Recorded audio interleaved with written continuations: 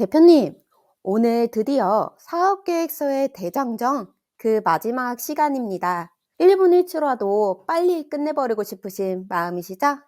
그 마음 알고 있으니까 그럼 바로 작성 들어갈게요. 그러면 다음 세부 사업 3번으로 넘어가도록 할게요. 꼭 들어가야 되는 세부 사업 중에 하나는 장기 요양 서비스 제공과 관련된 사업, 두 번째는 직원의 교육과 관련된 사업, 세 번째는 기관과 지역사회 간의 소통 관련 사업이라고 말씀을 드렸고요. 그 세 번째를 한번 써보도록 하겠습니다. 저는 세 번째 세부 사업의 제목을 기관의 사회화 사업이라고 한번 적어볼게요.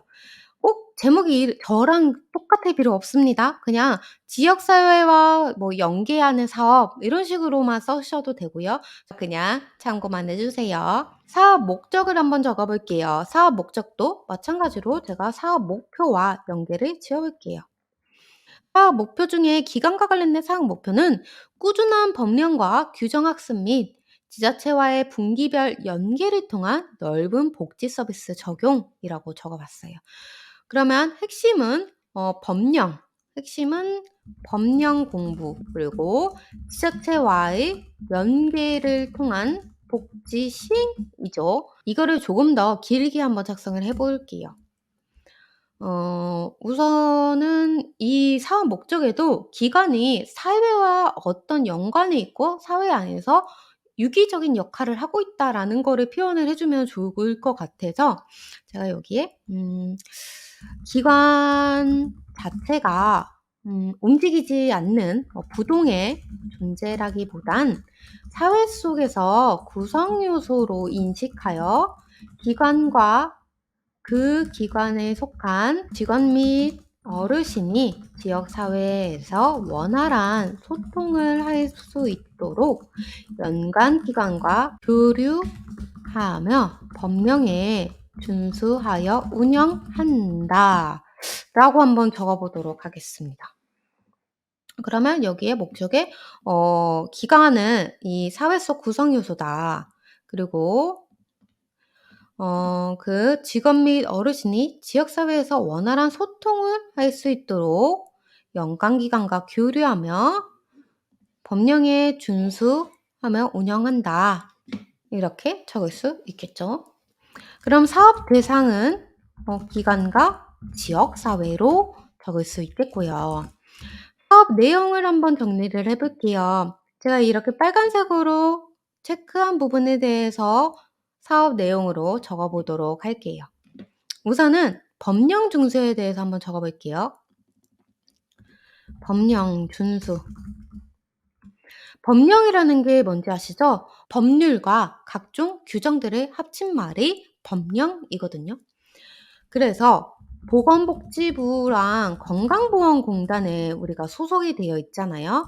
그래서 그 소속된 단체, 보건복지부, 건강보험공단의 법률, 규칙, 지침을 지킬 거고, 뿐만 아니라 우리는 그 지역 사회를 지키기 위해서 지자체의 지침도 따라야 되잖아요. 그래서 지자체의 조례 등의 갱신 여부를 매년 말 확인하여, 보통 법률들이 매년 말에 갱신이 되고 내년에 이렇게 적용이 되잖아요. 그래서 매년 말에 한번 확인을 한다라고 적어주시는 거고요. 확인하여서 숙지하고 차년도 운영 사항에 반영한다라고 적어주시면 더 좋을 것 같아요. 그럼 여기서 나는 법령을 정말 따르기 위해서 항상 확인을 할 거고요. 그리고 이를 공부를 해서 매년 그 차년도의 운영 사항에 반영을 할 예정입니다. 라고 적어줄 수 있고요. 다음으로 이 사회 속 구성 요소로서 지역사회에서의 원활한 소통에 대해서 적어볼게요. 지역사회에서의 원활한 소통을 하기 위해서는 그 지역사회를 관할하는 지자체와의 연계가 중요하거든요. 그래서 지자체 연계라고 적어볼 거고요. 지자체에서도 자체적으로 시행하는 어르신 복지 사업이 있어요. 그 어르신 복지 사업을 센터를 이용하는 어르신들도 함께 이용하실 수 있도록 우리 센터가 자체적으로 어르신에게 소개를 할 수 있고 안내를 할 수 있겠죠. 그러면은 자연스럽게 이 지역 사회로 어르신들이 계속 편입이 되면서 꾸준히 소통을 하면서 고립감과 외로움을 좀 해소를 시켜줄 수 있다고 보고 있어요. 그 사항을 한번 적어 보고자 해요. 우리 지자체의 그 구청 이름, 시청 이름을 적어 주시면 좋아요. 그래서 예를 들어 땡땡구청이라고 할게요. 땡땡구청에 각 지자체마다 그 노인복지 사업, 뭐 장기휴양 사업을 관할하는 그 부서 이름이 쪼끔씩 다르거든요. 예를 들어서 경로장애인과라든가 여성노인복지과 이런 식으로 그 부서의 명칭들이 조금씩 달라요. 그래서 그 부서의 명칭들을 좀 한 번씩은 알고 계시는 게 좋아요. 그래서 저는 여기에 땡땡구청 노인 땡땡복지과에서 관할하는 노인복지 사업을 센터 이용 어르신에게 반영하도록 안내를 하고 그로 인해서 지역사회와 꾸준히 소통하여 고립감을 해소시킨다라고 적어 보도록 하겠습니다. 다음으로 연관 기간에 대해서 적어 보도록 할게요. 연관 기간이라는 게 뭐냐면 바꿔 말하면 유관 기간이라고도 말할 수 있고요. 연관 기간은 우리 장기휴양 센터와 비슷한 계열의 다른 기관들을 말해요. 예를 들어서 복지기관도 우리 장기휴양 센터와 비슷한 계열의 기관이고요. 그리고 의료기관도 연계를 할 수 있는 연관 기관으로 속할 수 있어요.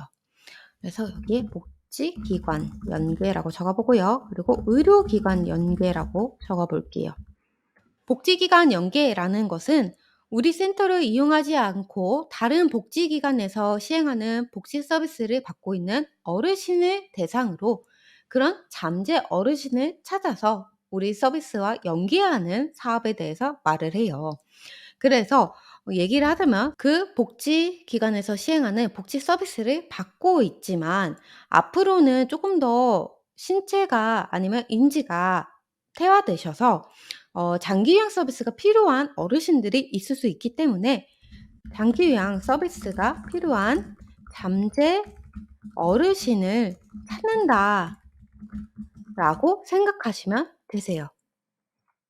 그래서 그러면 이런 잠재 어르신들, 복지기관을 이용하는 어르신들은 주로 어떤 복지기관을 이용할까? 경로당 복지관이 있을 거고요. 그리고 추가로 타 센터도 여기에 들어갈 수 있습니다.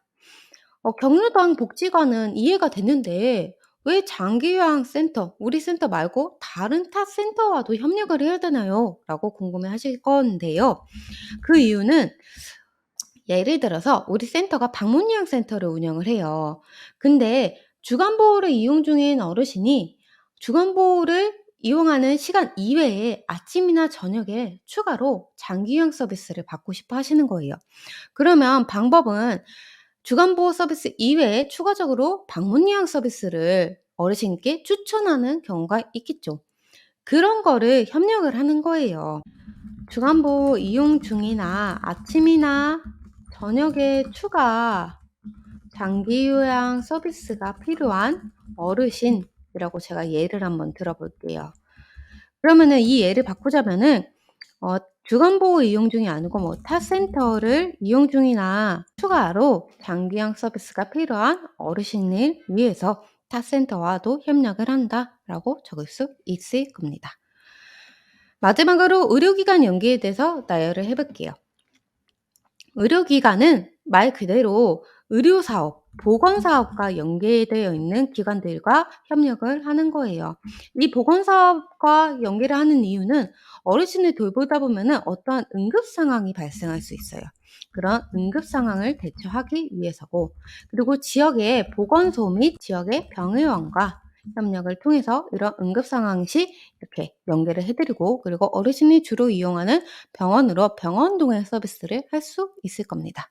그래서 이렇게 연계 서비스를 적어 봤고요. 세부사업 3번은 기관의 사회화 사업에 대해서 적어봤습니다. 사회화라는 것은 사회적 유기체, 기관이 사회에서 어떠한 역할을 하기를 원하는지 바라는 것을 적는 거고요. 사업의 목적으로는 기관 자체가 사회적 구성 요소로 어르신과 직원이 지역사회에서 원활한 소통을 할 수 있도록 교류를 하고 법령을 준수하며 운영한다 라고 적어봤습니다. 세부사업 3번까지 모두 작성을 해봤고요. 총정리 다시 한번 해볼게요. 지금 대제목 3번 땡땡센터의 사업에 대해서 구체적으로 한번 각각의 세부 내용을 작성하는 부분을 적어 보았고요. 이 센터 사업에 대해서 세부 사업으로 나열을 할 때는 반드시 사업 목표를 적용을 시켜라. 사업 목표와 동일하게 세부 사업을 연관 있게 해주셔야 된다. 그리고 기관의 중축 여기서 또 나오니까 기억하시고 어르신, 직원, 기관에 맞춘 사업을 세부 사업으로 정하셔라. 그리고 구체화, 수치화도 여기서 잊지 말고 같이 동일하게 적용을 해주셔야 되시고요. 그리고 정말로 중요했던 부분, 꼭 들어가야 되는 세부 사업들, 장기형 서비스 제공과 관련된 사업, 직원의 교육과 관련된 사업, 기관과 지역사회 간의 소통 관련된 사업은 반드시 이 세부 사업 안에 들어가야 된다. 라고 기억하셔서 이 대제목 3번 세부 사업에 대해서 나열한 우리 센터의 사업이 어떤 게 있는지에 대해서 잘 적용을 해주시기 바랍니다. 그러면 대제목 4번 예산으로 넘어가 볼게요. 사실 예산은 제가 지금 여기서 구체적으로 설명드릴 게 없어요. 여기 제가 써드렸지만 예산서의 내용을 그대로 가져와서 복사 붙여넣기만 하셔도 돼요. 법적인 예산의 개정 과목을 확인하시면서 예산을 책정을 하셔야 되고요. 예산의 금액 합계에 주의하셔가지고 세입 예산과 세출 예산을 각각 적어주셔야 됩니다. 그럼 여기서 필요한 거는 바로 작성된 예산서겠죠. 하지만 제가 대표님께 예산서 작성법에 대해서 알려드리지 않았죠. 그래서 이 부분은 잠시 비워두고 넘어가는 걸로 하겠습니다. 제가 예산서 작성하는 방법 알려드렸을 때 그때 여기로 넘어와서 한번 다시 내용을 채워보도록 할게요. 그러면 대제목 5번 대망의 마지막입니다. 연간 일정. 연간 일정이라는 거는 센터에 1년의 예정 일정을 적어 주시는 거고요. 이 일정을 나열하는 방법은 두 가지가 있어요. 시간 순서별 아니면 사업별입니다. 이 둘 중에 편하신 걸로 선택하셔서 작성을 해주시면 되는데 시기별을 보시면은 시기별이라는 거는 월별로 작성을 하는 거예요. 이 월별을 작성할 때는 센터 개원 예정월부터 적어 주셔야 돼요. 내가 만약에 서류를 제출하는 게 2월이고 센터가 개원할 예정월이 3월이다 라고 하면은 여기 3월부터 들어겠죠? 3월, 4월, 5월 쭉 나열을 해주시는 거예요. 그래서 센터 개원 예정월부터 그 당해의 마지막 월인 12월까지 적어주시는 겁니다. 그래서 매달 내가 우리 센터에서 시행하는 세부 사업을 언제 몇 월 달에 시행을 할 건지 그 내용을 여기에 적어주시면 되세요. 그리고 시기별이 아니고 사업별로 센터에 연간 일정을 작성하고 싶다라고 하면은 여기에 사업명을 적어주시면 되는데요. 세부 사업 적어드렸잖아요. 그래서 그 세부 사업에 대해서 여기에 사업명으로 적어주시면 되세요. 예를 들어서 아까 세부 사업 1번은 제가 어르신께 시행하는 어르신 서비스 제공 사업에 대해서 세부 사업 1번을 작성했잖아요. 그러면 사업명을 여기에 적어주시고 그리고 그에 따라서 어떤 세부 내용으로 작성을 할 건지 서비스 상담도 있었고요. 그리고 서비스 계약, 서비스 제공 이런 게 있었죠.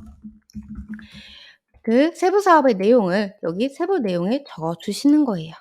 그래서 대략적인 일정은 언제 시행을 할 건지에 대해서도 몇 월 달 적어주시면 됩니다. 그래서 다음 칸에도 내가 정한 세부 사업들에 대해서 각각 나열을 해주시면 됩니다. 와, 대표님 정말로 고생 많으셨어요. 이렇게 사업계획서의 대장정을 한번 끝마쳐 봤습니다. 어떠셨어요? 제가 영상의 도입부에도 말씀을 드렸지만 저는 이 사업계획서 이미 쓰여져 있는 양식은 정말 누구나 제공을 할 수 있다고 생각을 해요. 하지만 지금의 지정심사는 그냥 있는 모든 내용이 담겨 있는 양식의 센터명과 센터의 정보만 변경해서 제출한다고 해서 통과가 될 수 있는 게 아니에요. 옛날에는 가능했어요. 하지만 지금은 장기 요양 센터가 워낙에 많아진 상황과 그리고 노인과 관련된 그런 복지법과 뭐 학대라든가 이런 문제들이 커지면서 센터 지정 심사의 기준도 워낙에 높아졌기 때문에 설립 서류를 대표님이 직접 썼냐 안 썼냐에 지정 심사 기준을 치중을 두고 있어요. 그래서 아무리 좋은 양식이 있더라도 내 손으로 직접 내가 생각해 보면서 하나하나 작성을 해 보시는 게 정답이에요. 그렇기 때문에 제가 이 사업계획서 쓰는 법에 대해서 영상을 여러 편으로 길게 한번 나열을 해 봤고요. 양식도 글이 쓰여져 있는 양식이 아니고 이렇게 공양식으로 제공을 드렸고 일일이 하나하나 같이 써 보면서 설명을 드려 보았습니다. 어떠셨어요? 힘드셨을 거예요, 사실. 저도 압니다. 하지만 이 힘든 과정을 거치면은 정말로 그 열매는 달콤한 거를 대표님도 알고 계실 거예요. 그래서 제가 지금까지 올려드렸던 사업계획서 작성법에 대해서 영상을 처음부터 끝까지 쭉 다시 한번 복습을 해보시고 이 공양식을 토대로 대표님이 직접 손으로 한 땀 한 땀 작성해 보시는 것을 권장드리겠습니다. 이 사업계획서 쓰시다가 추가적인 질문이 있으시고 아니면은 조금 더 구체적인 자료를 조금 더 얻고 싶어요라고 하시는 분들은 지금 이 영상 댓글에 그런 질문들을 적어 주시거나 아니면은 고정 댓글에 남겨져 있는 천천박사의 무료 상담을 한번 이용을 해 보셔도 좋아요. 천천박사의 무료 상담에 대해서는 이 영상 마지막에 제가 조금 설명을 드려 놨으니까 끝까지 한번 시청을 해 주시고요. 영상은 여기서 마무리 짓도록 하겠습니다. 정말 고생 많으셨고요. 다음 영상에서 제가 또 창업에 대해서 설립서류 그리고 각종 궁금해하시는 것들에 대해서 답변을 드리는 영상을 찍어보도록 하겠습니다.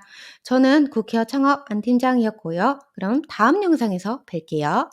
이외에 창업에 대해서 너무 궁금한 게 많으시고 이런 것까지 물어봐도 되나 하는 고민이 많으시다면 국회의원 천천박사의 무료 창업 상담 국회의원 천천박사가 직접 상담한다는데 이게 진짜 무료라고요? 이거 혹시 사기 아닌가요? 완전 사기죠. 국회의원의 사기 충천 노인복지 사업을 꿈꾸지만 어떻게 준비할지 막연한 대표님의 미래를 위한 천천박사의 무료 상담.